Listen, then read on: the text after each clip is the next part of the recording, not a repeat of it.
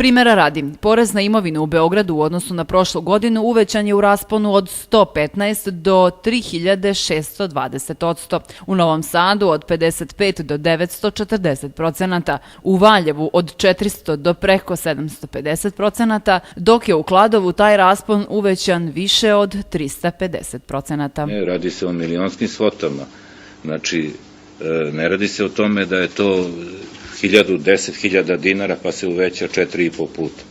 To se radi o milionima. Obezbediti u tržišnim uslovima, u ovoj ekonomskoj krizi, u ovoj našoj poslovnoj situaciji, da vi sada 4,5 puta uvećate neki prihod i tako dalje, to je nemoguće. U Uniji poslodavaca objašnjavaju da je osnovica, odnosno cena po kvadratu, izračunata tako što je uzeta tržišna vrednost kvadrata u centru grada, odnosno u prvoj zoni.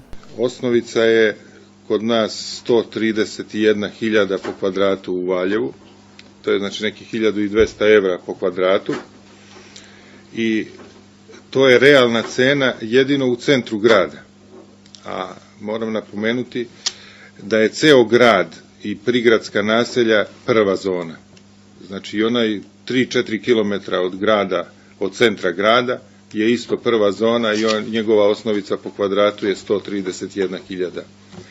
I tu se nije uopšte uzelo u obzir da li je magacinski prostor, da li je prostor kakvog je kvaliteta gradnja, kakva je zgrada, kao što je rekao predsjednik, malo pre to se uopšte nije uzimalo u obzir. Tako da za jedan magacin ili neku šupu poslovnu isto plaćate po osnovici od 131.000.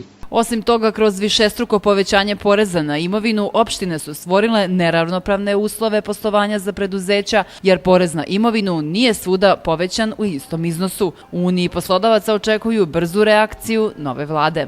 Mi očekujemo i relativno brzo, koliko to će biti moguće obzirom na ove promene u vladi, da republička vlast reaguje na to i na ove pojave koje praktično čine dosta veliku neravnopravnost kroz svih privrednika, ali s druge strane i pravi veliku štetu, odnosno izuzetno opterećuje sve, čak i one privrednike u opštinama gde nije ovoliko dramatično povećanje tog poreza na imovinu.